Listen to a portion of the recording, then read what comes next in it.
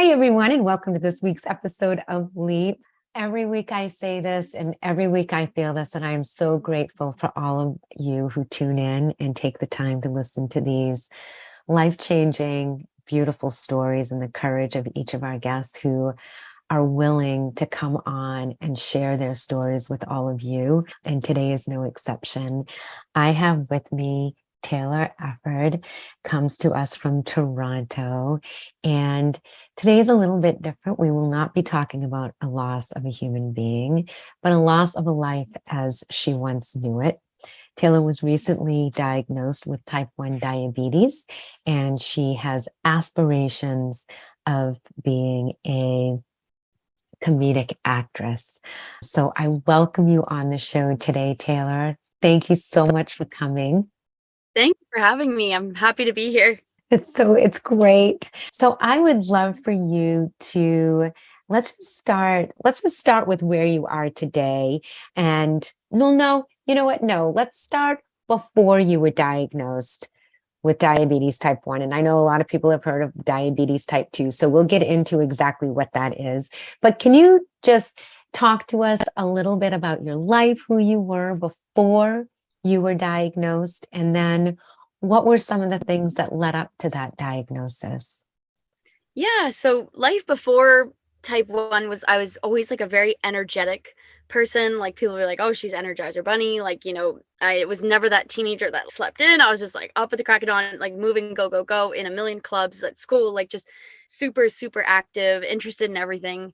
And that kind of continued throughout my life. And I got into theater, which is a great space for energetic people. And I studied that in university. I got my BA in theater. Then I went and did my master's in the UK for MA in acting, and was very like passionate about all that. And the health decline, I think, like I can see in my mind, it started around 2017, and that's when I found out I had celiac disease, which is just like an autoimmune disease where gluten essentially just tells the body to attack its own immune system. So kind of a serious disease, but hard to diagnose. And so I finally got diagnosed with that and cut gluten, but maybe it wasn't in time, or some people say they're linked, they can be linked, and some say they're not at all. Science is still kind of out on that, but either way, having one immune disease can sometimes lead to another autoimmune disease, and that was the case for me as far as we know it, because again, it was like very hard to track. So around 2020 I started getting really, really sick. Like I lost 40 pounds, like kind of inexplicably, couldn't walk, couldn't really take like 10 steps. I was losing feeling in my leg. I was nauseous all the time.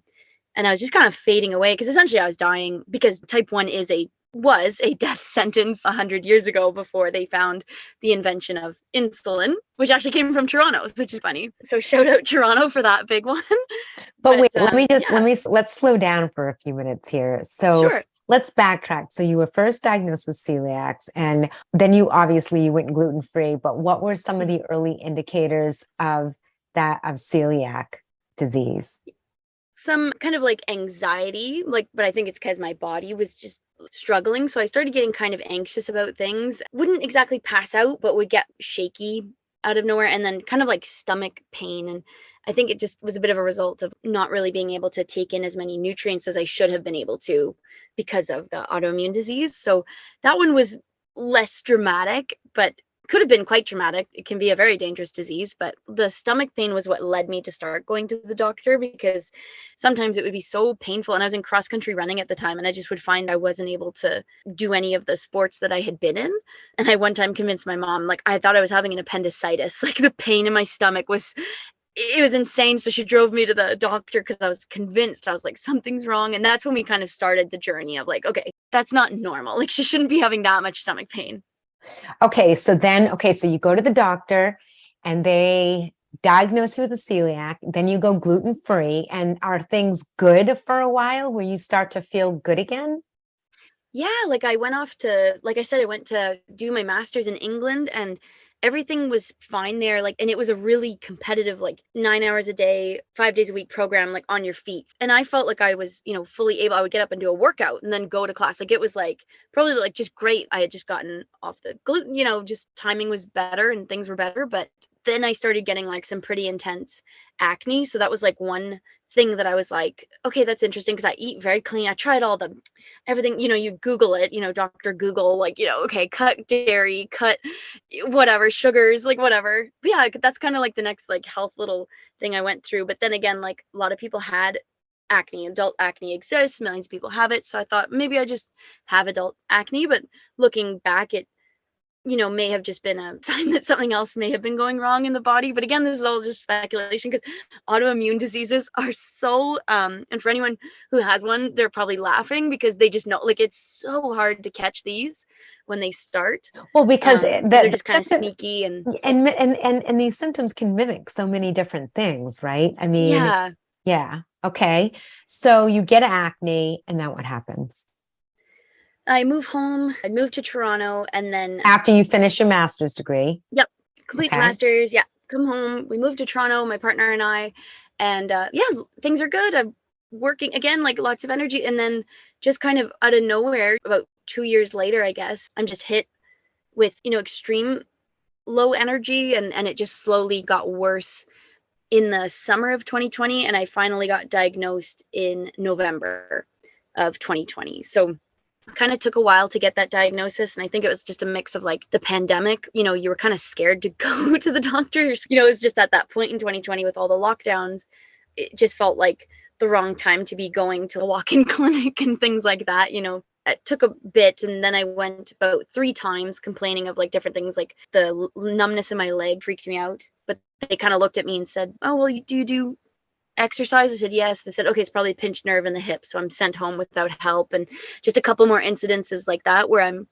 trying to go for help and they just kind of rule it out as something else, especially being a woman, with woman organs. There's a lot they can kind of say that it might be, blame it like all on, the kind of symptoms, and well, they'll change your birth control and all this, Well, and you're very young. And I don't know Yeah. when people are typically diagnosed with diabetes type 1, but you're young. And what was it feeling like to you when they would brush it off, or not brush it off, but try to come up with the cause of whatever was going on for you, like a pinched nerve, for example? Was your gut telling you it was something deeper than that? Or were you hoping that's what it was? What was your reaction to that? The first thing was kind of like, okay, maybe that is what it is. And I was kind of like, the world was kind of on fire. So I was like, maybe I'm just very stressed, or like it's just a tough time for everyone right now, So it was just kind of like, okay, the first time. But as the summer went on and I started having trouble, like just doing things a young person would do, like working out or hanging out with friends, like playing pickleball, like tennis, all these things. All of a sudden it became hard to move my feet. That's when I started getting a little more panicked. And so I finally just had one final panic in October, and in a bit of a anxious kind of sense said to the doctor, and I think enough anxiety was coming out of me that they're like, okay, like we'll get you a blood test and just see what's going on here. Because, at that point, like you said, like the gut instinct, I just kind of woke up one morning and was just like very panicked. And it was just that gut instinct of like, something's so wrong. Like I shouldn't need to sit down after taking 10 steps. Something's wrong with me. And I was shaky and like that with the numbness in my legs. Like it was just too many symptoms piling up. And yeah, finally in October, I got a blood test, and that's when it came back with like really hideous results.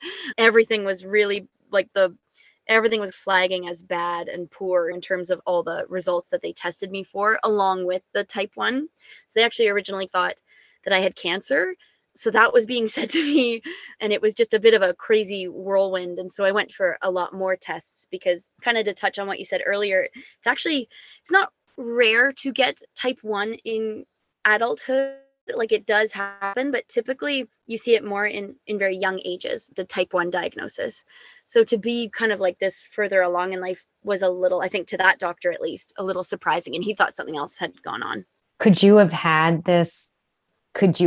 it for much longer, but it was just undiagnosed? I mean, could it have been just a slow progression? Do you know? I mean, I just think it's interesting because you had the celiac and then you had the acne outbreak. I'm just curious what the doctor had said around type 1, if you could have been living with this for quite some time, but the symptoms maybe just weren't bad enough for you to really pursue it to get additional testing? You know what I'm asking?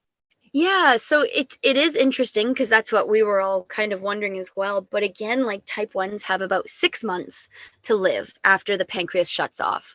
So I was on month 4 of that. Like it was getting really bad of when we kind of assume it really just stopped working as far as we can track. Because again, there's no test you can do to say exactly when your pancreas decided to pack its bags and quit. But I don't know if before that, sometimes you can be pre-diabetic. Sometimes it can the turning off period could have been any number of time as well. So I'm really not sure, but I do know that once it officially like turned off all of its function, that's when life got really scary. Explain to us what type 1, I hear what you're saying, that it sounds like the pancreas shuts down. And what is the difference between type 1 and type 2 for our listeners? Yeah, so it's interesting because they are quite different. Like in type 1, yeah, the pancreas just shuts off. So you have no insulin production, and insulin is this like natural hormone in the body that helps regulate your blood sugar and keeps you very healthy, very happy. And in type 2, what kind of happens is the body can produce insulin still, but the blood or the kind of function of absorbing it properly, like the body's usage of the insulin, that starts to change and get more difficult. And so to put it simply, it's like in type 2 you have the key to unlock the door, but it's stiff lock. And in type 1 you don't even have the key anymore. You can't even open that door, that function. And I also apologize if I explained that like really wrong. I'm still only a year and a half into this, trying to understand this disease, and it is a really complicated disease, but hopefully that helps like a little bit to understand it. Yeah, no, that was great. And so at the heart of our conversation is, and I know you got a little emotional when we were talking about this before, but what this has meant for you as this very young person, and the way, because you talked about grieving the life that you had before you were diagnosed with this very severe, actually, illness. So can you talk to us a little bit about what that, and it has been pretty early, it's just been a year and a half, but what the last year and a half has looked like for you from that time when you were finally diagnosed, which I'm sure there was some relief that, at least you knew what was wrong with you. It was treatable and it wasn't cancer. Because I can just imagine if my doctor had used that word on me, how terrifying that had to have been for you. So talk to us about this journey that you've been on. Yeah, it was definitely scary. Something that still haunts me is like that experience of a doctor not saying you're okay. Like it's something like I think we really take for granted. I don't think any of us really go for a routine checkup assuming they're going to actually say something hideous to us anymore. Anyways, most of us. And so to get what scared me most was the fear I could hear in my doctor's voice. That scared me because I've never had a doctor look at me like with concern. Oh my, like something's wrong with you. So that kind of was the first like step into the fear, was just like shaking up that kind of safety you kind of feel with the doc. Like, you normally feel like, oh, great, they're going to fix everything. But this was the first time someone was looking at me and saying, we can't fix this. What you have, that's that. It's final and it's a big lifestyle change. And they ended up within like about 5 days there, I went for 3 other blood tests because they just weren't sure what was wrong with me. And every test, I'd call in because it was still a pandemic. I couldn't even go in person half the time to be face to face with the doctor. It was always on a phone call. And, they would look at the results and say, oh my gosh, this is wrong. This is off. This is off. This is off. And no one really wanted to make the right diagnosis because it was over the phone, and it was just like a lot of back and forth. And my parents were in Ottawa and they can't see me because it's a pandemic. They're saying you can't go home, you can't leave your house. So I was lucky to have my partner at the time. He was amazing, but it was those first couple of weeks without getting the definitive answer were really scary. And then going for all these blood tests, eventually I went to the emergency room just because I began the finger pokes to test my blood sugar, and my blood sugars were like really alarming numbers where you're supposed to go to emergency essentially at a certain point because you can be at risk of ketosis, like kidneys issues. And so I went to the emergency room alone, and that's when things kind of actually were good and turned around, because finally someone had to just like take all my info and deal with it and figure out like a plan. And so I was able to then get in to see an endocrinologist. So from November 1st is when or November 2nd, sorry, I got my first blood test, and it took until November 21st to get my final diagnosis. So it was 21 days of really just hideous fear. And yeah, the cancer word being thrown around, I couldn't even let my brain go there. Like I really couldn't. At this Yeah. point, diabetes wasn't even in the realm of conversation. They just, It was just because my blood test was so bad, I think they just thought it was like something worse. Like they were trying to get to the bottom of what could actually have been going on to have these results. But it turns out I was just really sick from the blood sugars being so bad and like the pancreas shutting off and all this stuff. So because once I got on insulin after the 21st, I was able to get back on to insulin, so injections into the body, and that's when I started gaining weight again, and like, we started leaving that scary area. And I had done, and like every blood test I think you can do at the emergency room. Like I just remember them taking, like usually a blood test, they take, I don't know, 1 or 2 vials. They took 10 to do all these like tests, and nothing else was flagged. So it was a relief. It was like, okay, here's the numbers. You've just got the type 1. And that word just can be really funny sometimes and really annoying, because that's then the conversation with your loved ones. It was just diabetes because they were afraid of cancer. But I'm sitting there. Exactly. Absolutely. Like, no, I just want to pause because I have to admit, I was feeling the same way. Like, well, thank God it's only, it's sort of like downgrading, right? From you're dying to, oh, it's just diabetes 1 that's going to change your entire life and everything that you knew about it. So, but that just also, I don't want to use the word downplay, but sort of, right? Like when we say just, it's almost, oh, it's not a big deal. When it's a very big deal in your life. So I was guilty of that as I was listening to you. I know. And it's so funny because, it is kind of the initial reaction. And even my brain could recognize, okay, that's only one thing to deal with, not another horrible thing on top of that. But like I was still left with this massive, disease that I couldn't cure, couldn't fix. I could just, get on insulin and just completely change my lifestyle. And so after all that craziness, I was still left with this kind of really weird diagnosis. It's weird to me. It's not weird, but it's like it's so foreign to you and you know nothing about it really. And I didn't even know, I've had kids in my class when I was young that couldn't have cupcakes on someone's birthday because they were type 1, but that was the extent that I knew of it. Like, oh, they can't have sugar. It was such a misunderstanding of what this disease was and is, and that's why I'm such an advocate for it now, because it's actually shocking to me that it's not taken more seriously. Because it really blew my mind, because living it out and then learning about it and learning the facts, and like, okay, without insulin you die in 6 months. Like that alone is a lot for someone to wrap their head around. If I take too much insulin, I can die in my sleep. That's a lot to wrap your head around. Like the drug that saves you can also be the drug that kills you, and you have to do all this math. And it's a hideous disease, and that's just like the reality of it. But it doesn't mean you can't have a good life. But at that point, all I could see was just like so much negative and so many things to wrap my head around.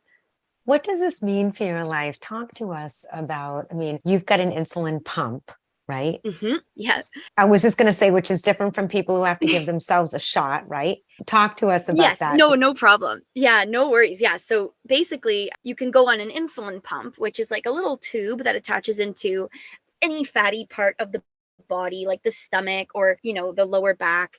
And basically it will pump in insulin, which is, the thing that we can't produce anymore, that every human on this planet can produce unless they have type 1 diabetes or very severe type 2.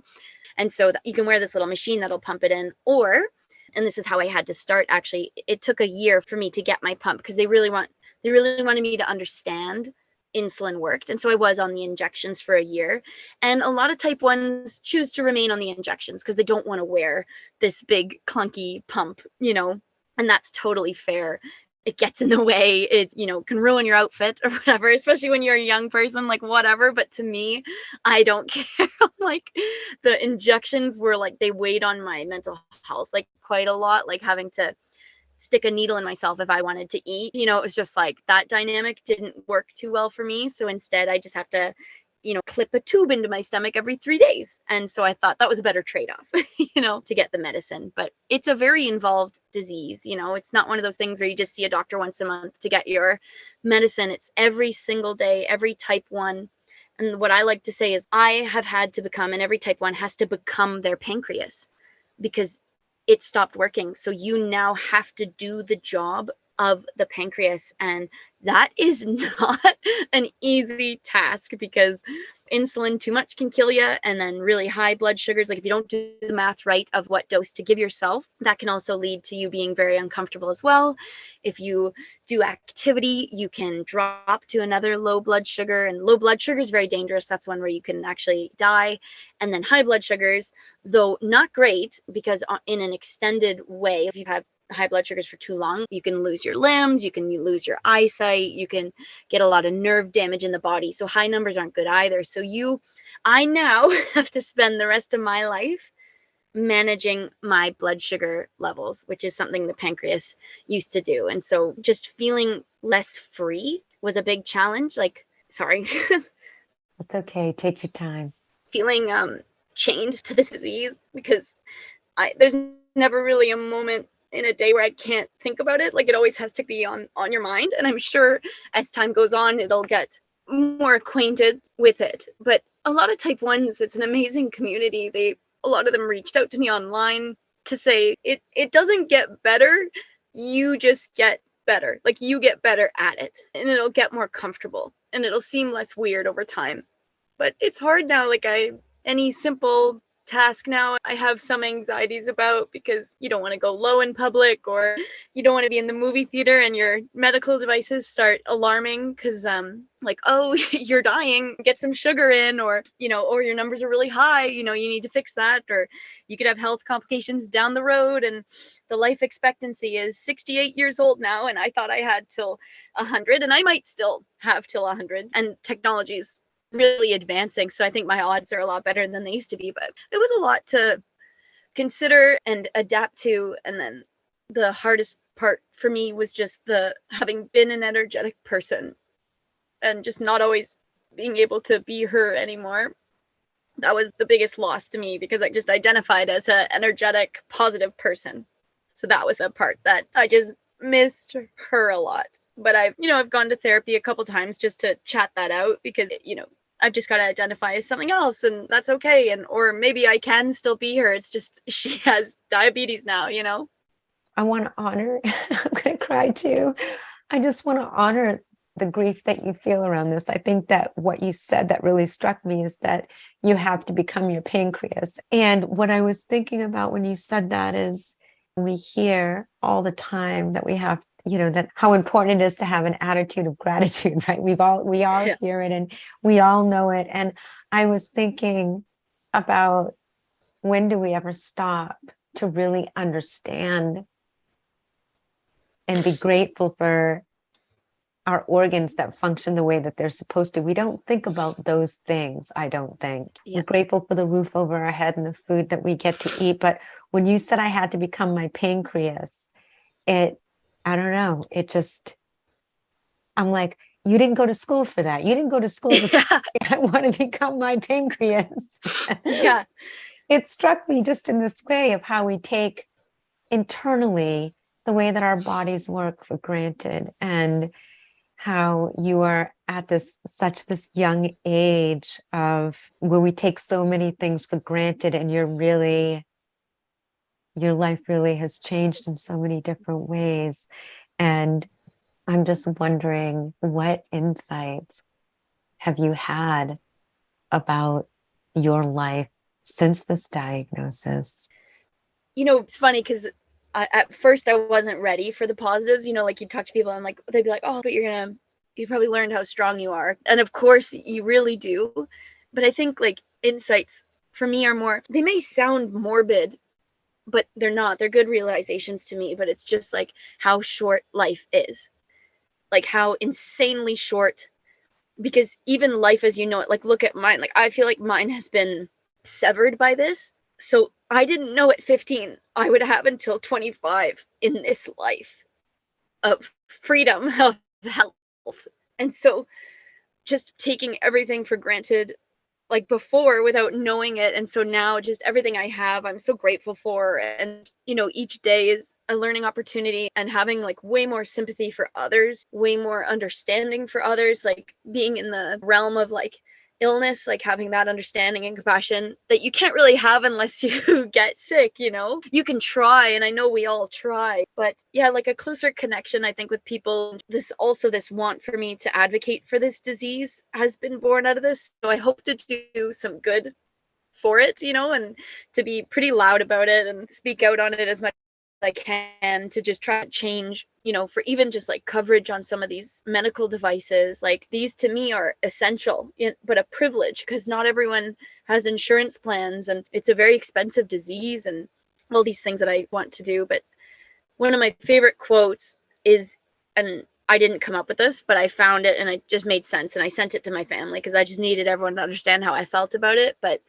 health is a crown the healthy wear, but only the sick can see.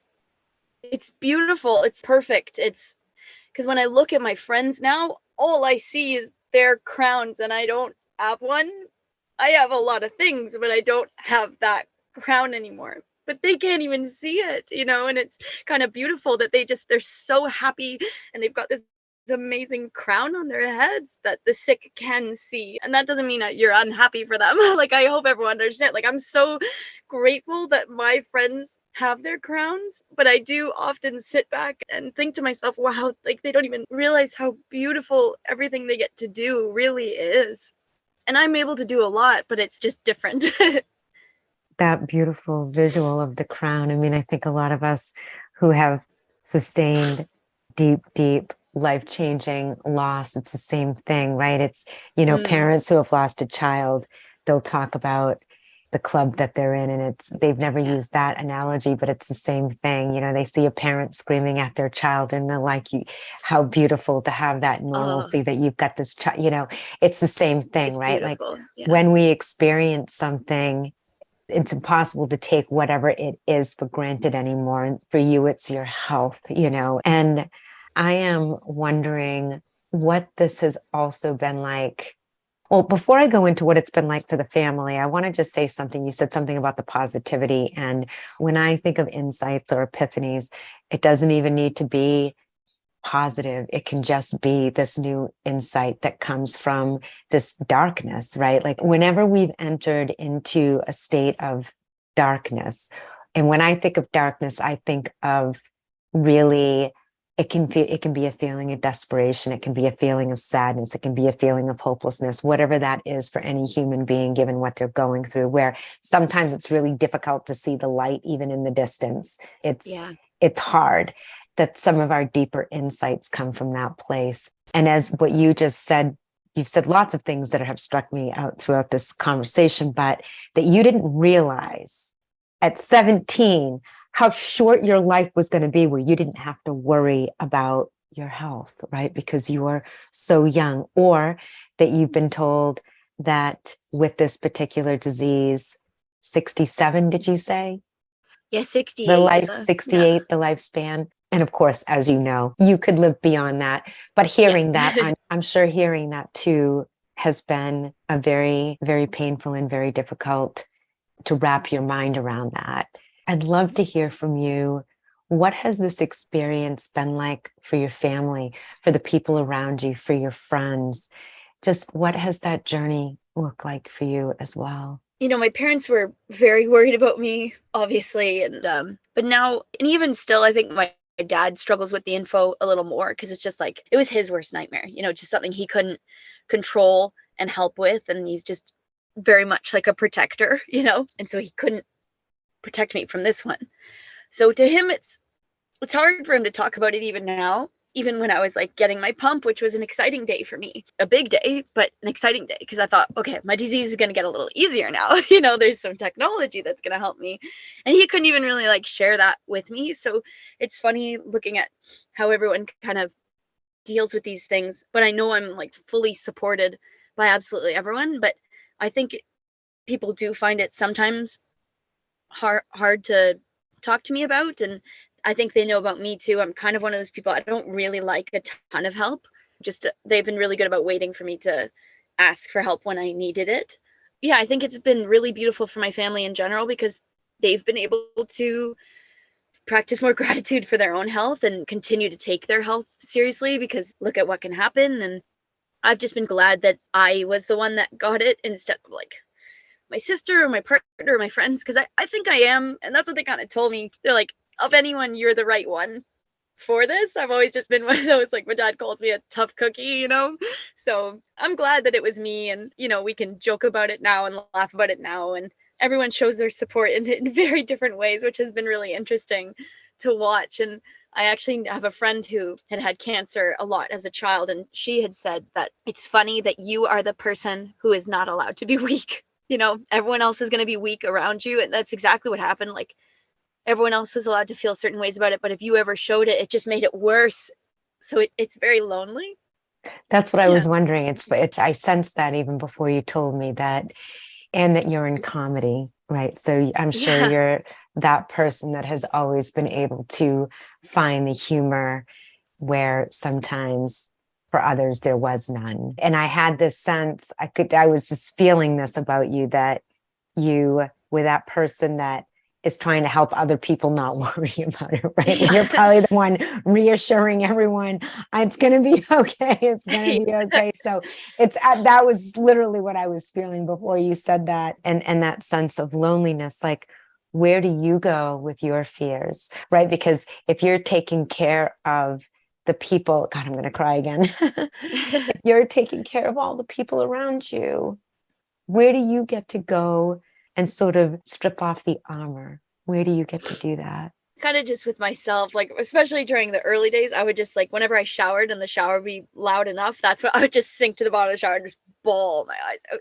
And then I'd come out of there and I'd, be smiling again. And now I try to, something that's always helped me is just like pushing things into a positive. And it's funny because I know there's the term toxic positivity now, and I'm probably guilty of it, but for me, it does work. And I'm sure it has its negative effects of me bottling things up. Look at me still crying about it a year and a half later. It's because I am a keep pushing kind of person. But I started making videos where when I had to do my injections, I was like, I would post a video like the buddy system, like, hey, like, why don't we do these together? And I would just like say at the top of the video, like, I've got type 1, maybe you have something you have to do today medically or for your mental health, and it's scary. So let's do it together. And that really helped. Forcing it for some reason in my brain, like making it matter for someone else, like making it help someone else, made it easier for me to wrap my head around. So I started doing like my Dexcom changes or whatever on TikTok or Instagram, and I got feedback from others saying like this helped me, or like I'm the mom of a type 1 child and I'm going to show her this so that she can see that you can still wear cute outfits and have your CGM show, like anything like that, where I try to just advocate really hard. That just makes it worth it to me. It's almost like I had to make it worth it, which is maybe messed up, but I had to make it matter more than something sad. Like, it had to be more. So I think my advocacy is just like trying to be so forward with this so that it even makes it worthwhile that I got this. Like, if you're going to give me this universe, then I'm better be able to use it for something positive instead of just a nasty negative, in my life. So that's kind of been my little therapies.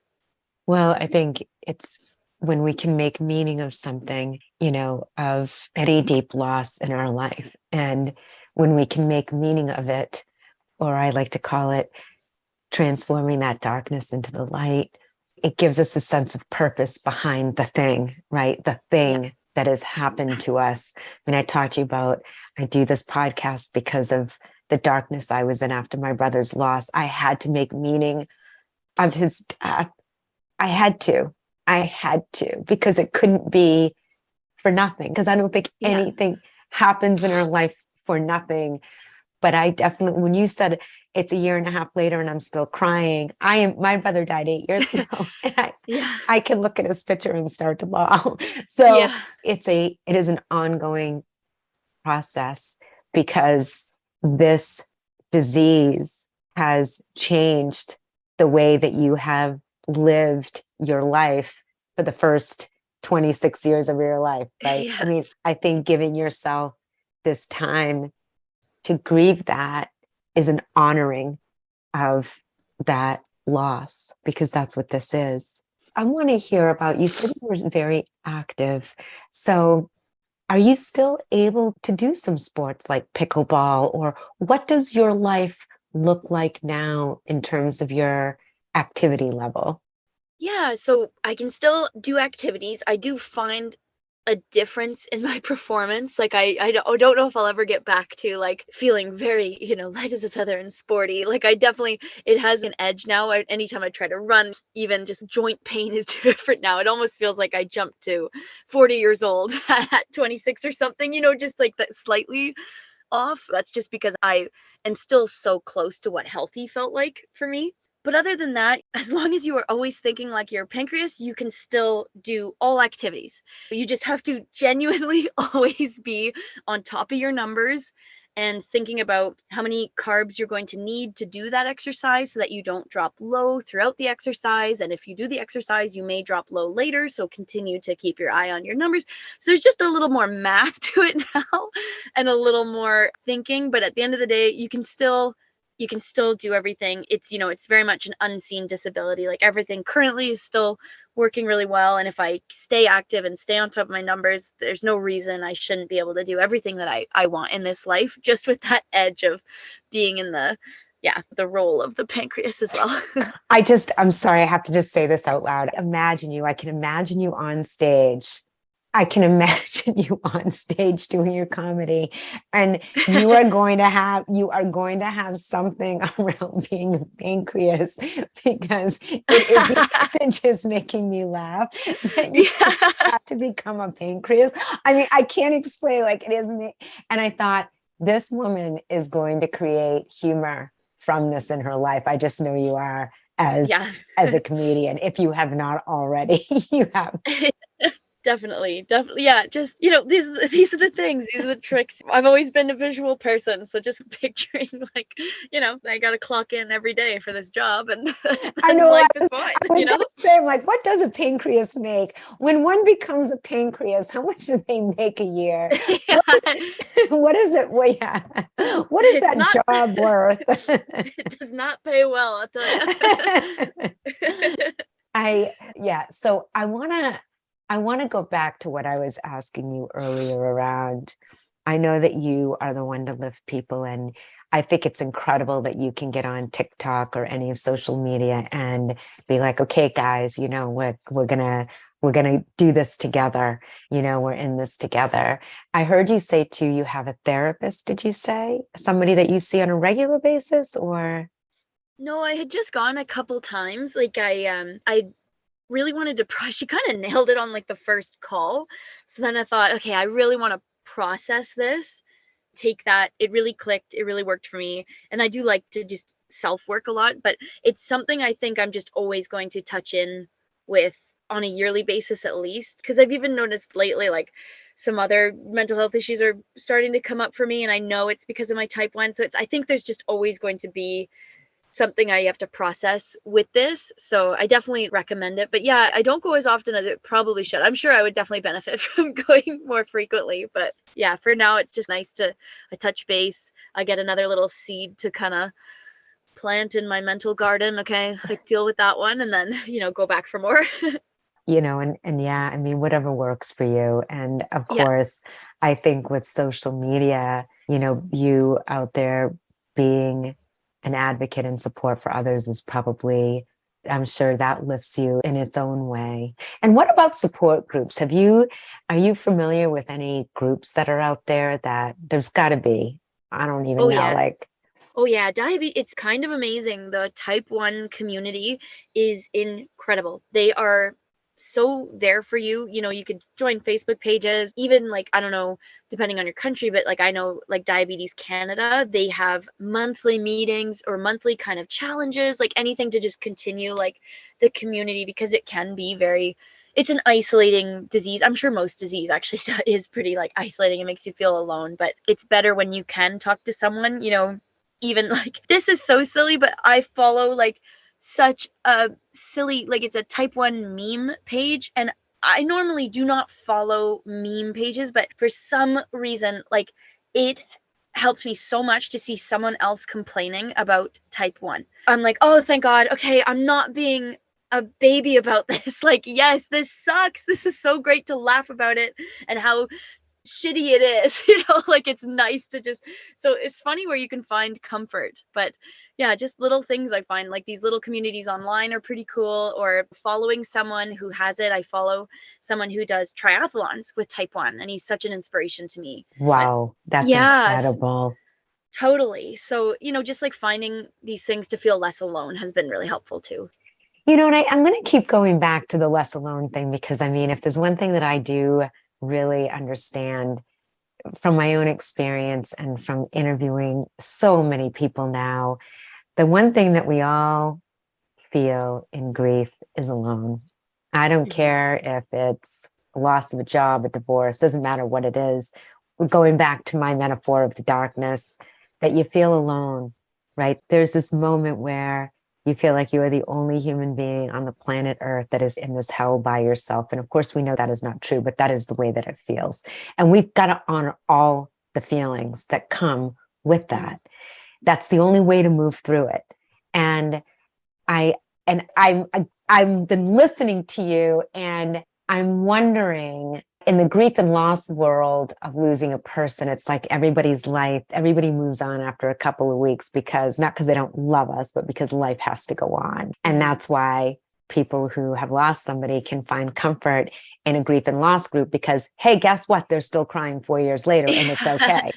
And Yeah. so I'm just curious with you, is that a similar, you have all these people around you and you're trying to, be positive for them. But do you ever feel that way? Like it's been a year and a half. So me being able to complain about my type 1 diabetes disease has expired around the people in my life. Do Yeah. you ever feel that way? Totally. Like, even like I was saying to you before we jumped on the recording, but like I even like speaking now, I'm worried a type 1's gonna listen and judge me.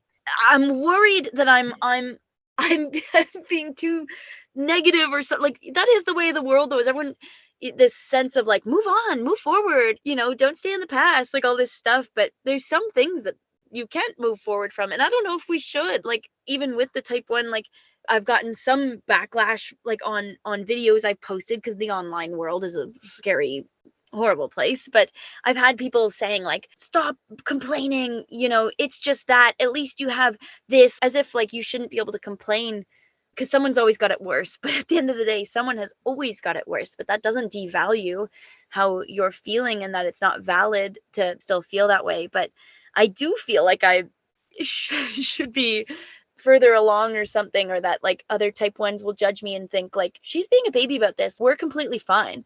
But I don't feel fine, I just don't, so I feel awkward about how I feel towards it. And half of me wants to plow forward, and I do feel like I've come a long way. Like I used to be way more lost in this. Like I feel so much stronger now with how I've wrapped my head around things. But it still hurts at the end of the day to think of the 24-year-old who had nothing wrong and had no idea what was coming. And it is exactly like a death when, it's sort of like the whole world thinks you should move on. After a year, they're like, I don't even understand why you're still crying about this, And I think that part of this is my work, but it's very interesting the kind of pressure and judgment we put on ourselves. We are so hard on ourselves, every human being. And it's like, we are all allowed to have our experiences because it's called being a human being. And in our authenticity of allowing whatever feelings come, that is what helps us to move forward, not move on, but to move forward with our experiences, with our hurts, with our traumas, with all of the things that expand our heart, that break our heart wide open.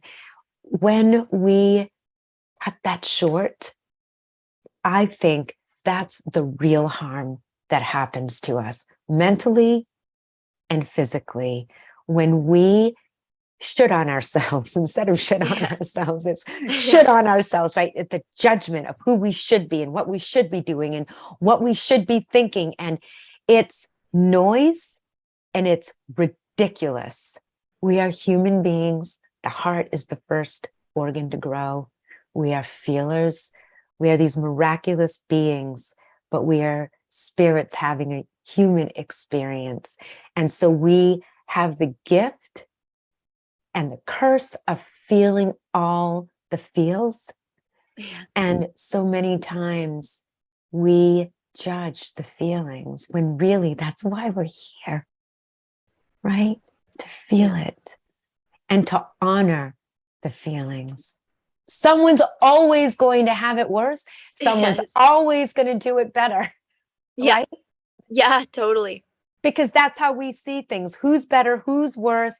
And it's like we are these perfectly flawed individuals that I pray every day that with everything that happens to me, let it just deepen my compassion from my own experience. And then I can have deeper compassion for everyone else's experiences. And what I'm so grateful for in this conversation is how authentic you've been. And if anyone's judging you, who cares? Yeah. Yeah, exactly. Everyone will feel a certain way about the things that happen to them in their lives, and they're just, if we could all just give everyone the space to feel the way they need to, that would be great. Who are we to say how you should feel about things? It's insane. And to love each other through it. Yeah. Just to love each other. I mean, you're sitting in a closet and which is making me smile. And you're sitting in this closet with your heart wide open, sharing the story because somebody is going to hear this, who needs to hear this right now from you, that, hey, it's okay to complain a year and a half later Yeah. and to cry and to scream and to sit inside a closet if you want to. Exactly. So as we wind down, we're going to have where people can find you. We will have that. I'll have you say it out loud, and we'll also have it in our show notes. But I want you to tell us what self-love means to you now since this diagnosis. I think self-love to me now is actually listening to my body. Before, I think if I had a headache or a stomach ache, when I was like in a fully functioning body, like I would just keep going. I wouldn't stop and whatever, like take it out of the blah blah blah. But now that I have this, like when something's wrong, I really listen, and I'm really like, okay, so what did we do, or what can we do better to love my body, and just get my body through some of the pains that I now have, or some of the tougher experiences that I now have with the lows or the highs, and actually taking time and to rest, which I never did before, and like allowing myself bad days or allowing myself big rest days when maybe I shouldn't, maybe work wise you shouldn't be taking them, but just putting myself first in my health is a big self-love thing that I do now that I never really did before. So anything else you want to say to our listeners out there that I haven't asked you? I guess just that if anyone's like listening to this thinking like, oh, like I don't know if I could ever do that or anything like that, or if that's a fear, or if, and I hope it never comes, but if the day does come when a doctor has to say to you that something's wrong, to know that it really is not an option, but to keep going, and you will do it. You really will. And you'll do it in your own way, and that's okay. But to truly know, because I experienced it myself, like you are so much stronger than you actually know right now. And so if anything like comes in your path, you will get through it. Because a lot of people would ask me like, how are you doing this with a smile, or how are you're handling this so well? But it was the only option. It was the only choice, really. It was like to take this and roll with it, keep swimming, And so I guess just you're allowed to do things at your own pace, and you're allowed to take things how you want to take them, but to know that you really do have this strength within you to do whatever you need to.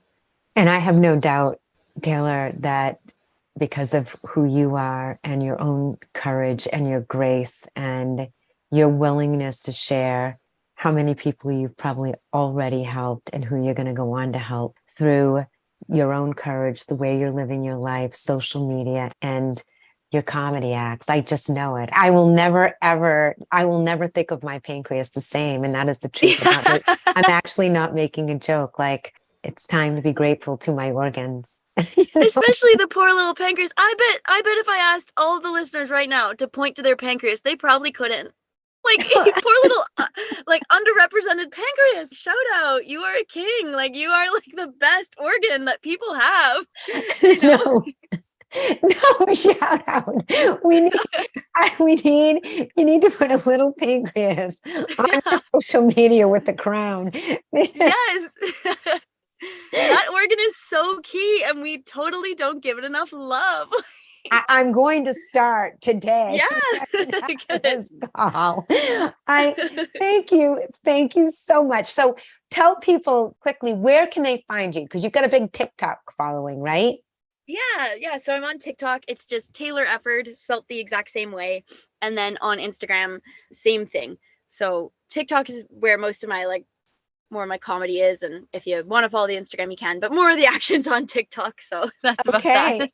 We'll have those channels in the show notes. And I just wish you all of the love and hope and gratitude and all of the things as you move forward in your life. I know you're going to go on to do incredible things, Taylor. Seriously. Thanks. Thank I you hope so. so much. Thank you so Thanks. much for coming. And I want to thank our listeners for tuning in. Have a wonderful week, and we'll see you guys here next week. Bye for now.